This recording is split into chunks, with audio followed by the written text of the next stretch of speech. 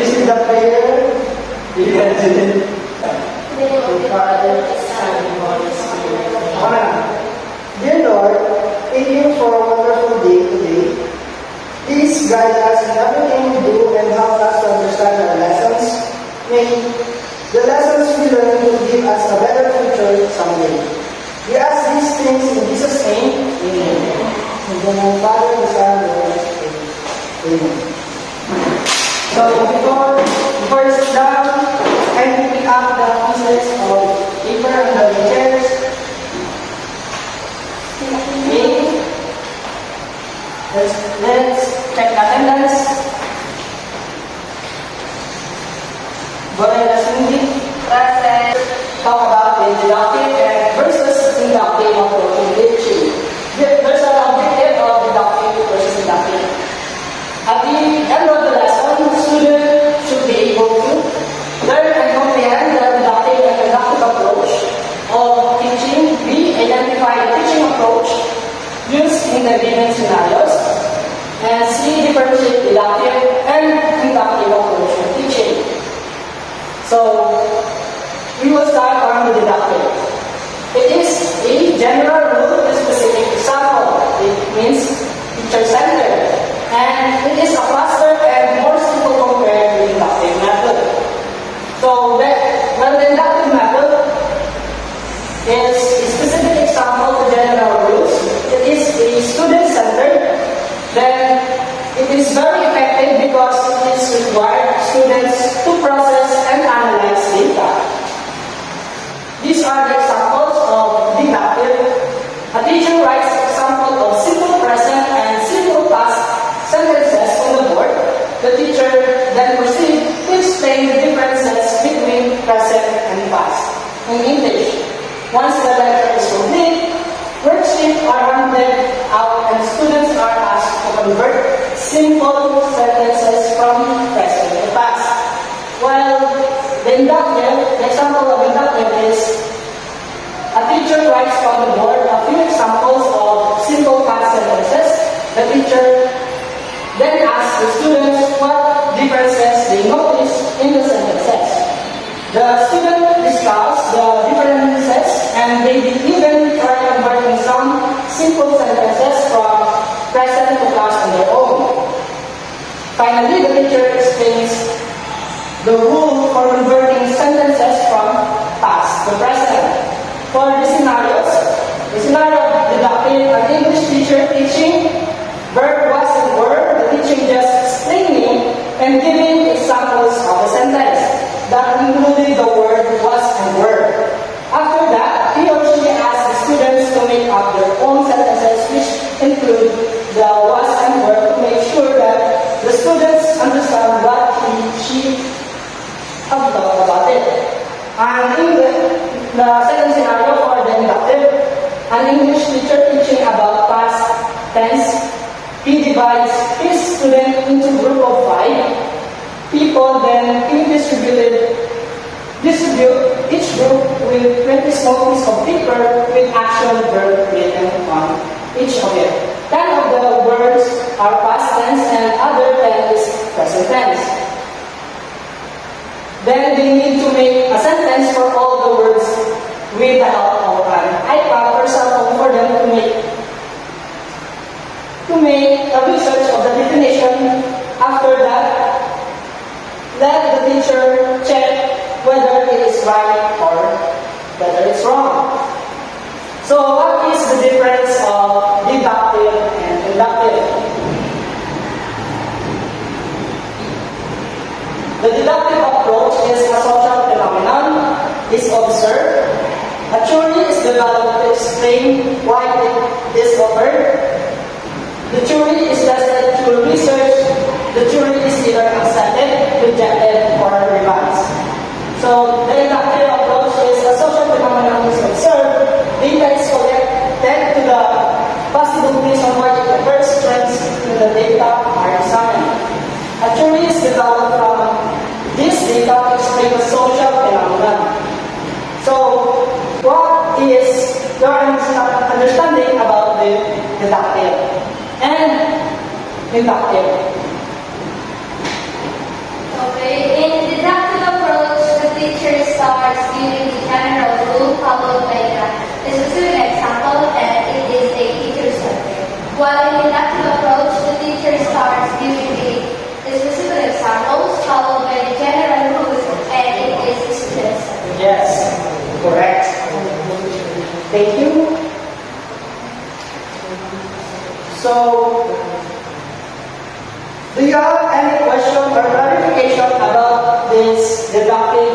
inductive approach in teaching? None, sir. Okay, thank you.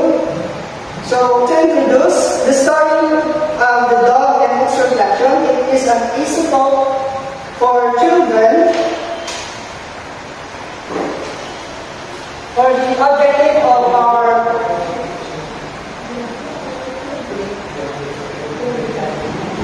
final lesson is that at the end of the lesson, students are expected to distinguish the differences between the inductive and deductive, be able to introduce the deductive approach, and to learn one of the great story. It is the story about dog and its reflection. Then determine the type of the story On the given topic that was solely discussed. So, can you read? Adios, school, the lecture had grown was returning home with his prize as fast as he could go. As he walked the narrow bridge, he happened to look down and saw himself reflected in the quiet water as if in a mirror. But the pretty dog thought he saw a real dog carrying a bone much bigger than his own. Leaving myself out to think he would have known better. But instead of thinking, he dropped his bone and sprang at the dog in the river, only to find himself swimming for dear life to reach the coast. At last, he managed to scramble out, and as he stood suddenly thinking about the blue he had lost, he realized what a foolish dog he had been. So, I have this kind of artwork for you, my dear student, to easily visualize the idea of the dog and its reflection. It is just a used illustration board and an expired watercolor, and it is basically not too beautiful, but I'm proud that I made this illustration with the use of trash or waste material. So, those any one of you have the skill or talent to draw, paint, or create, be creative in some way, such with the use of arts. Yes. Yes. Yeah.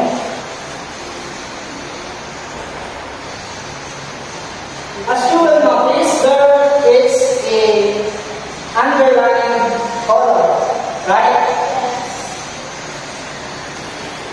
To assess the performance of you, my dear students, let me check your understanding about This story to simply answering the short activity. So, provided the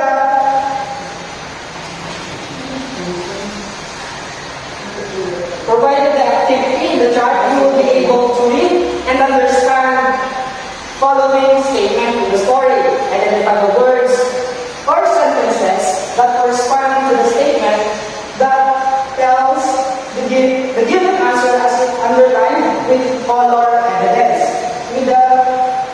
With that indicates as an option, write your answer in the blank before the number by simply choosing color like red, black, green, pink, yellow that are used as a text evidence.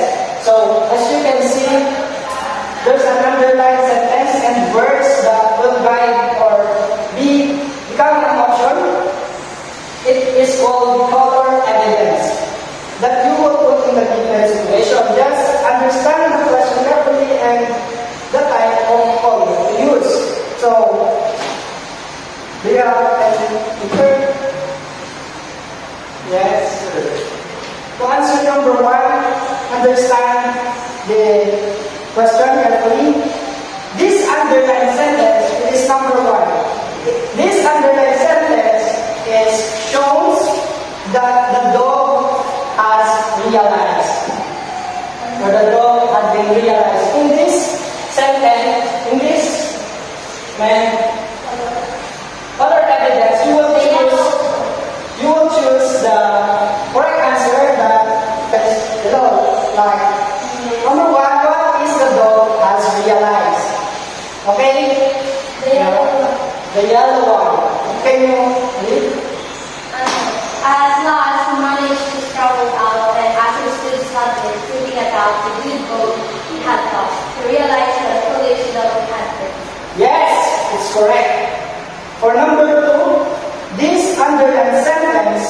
it shows why the dog was carrying a bone.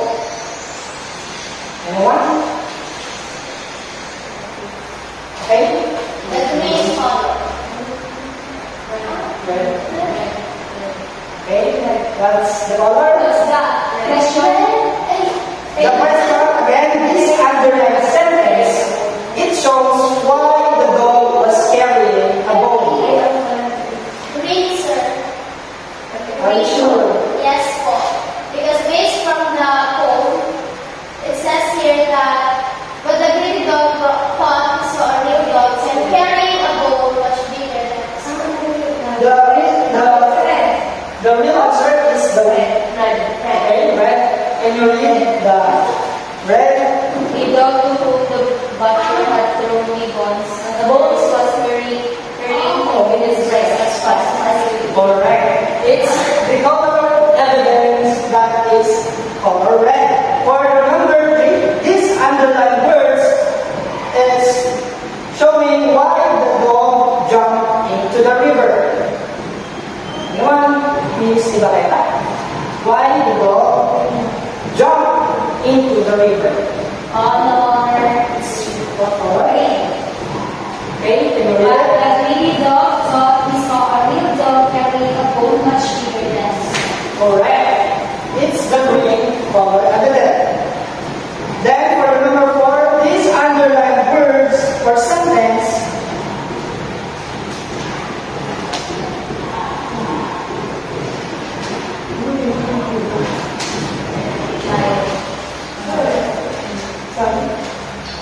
so for number 4, this underlined word that means the same as selfish. Okay, Mr. Mark Daniel. If we had started with, he would have known that the color underlined. No. The real answer is the color.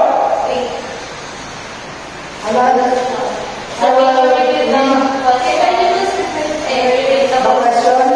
This underlined sentence or words that means the same as selfish.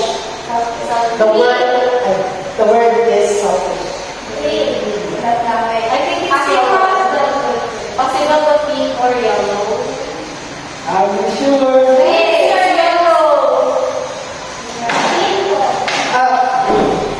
Understand the question carefully.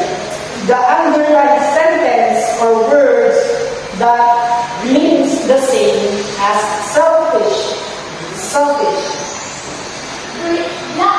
Black. Correct. It's the black.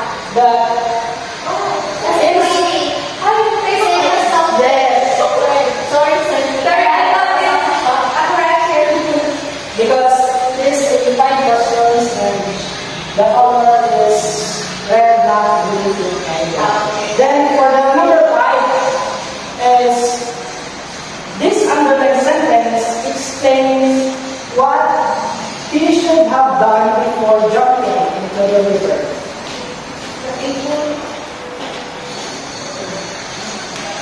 Please, can you explain? Yes. The pink one because The question is what he should have done before jumping into the river. because we have something to come on that. Yes, correct. Next, for your next activity,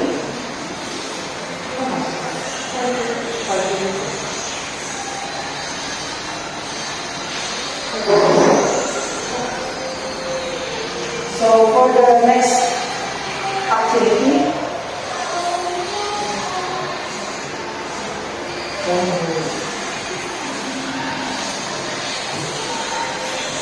you will be divided into 2 groups. You are going to find the appropriate answer to the statement in the sentence. So as a group, you will answer the following question about this story.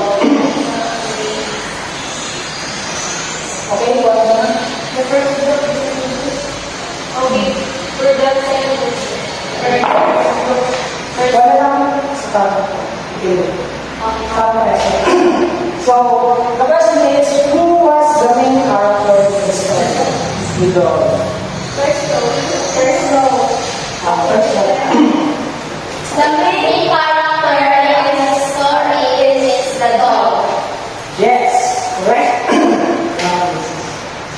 When did the story happen? Okay, when did the story happen?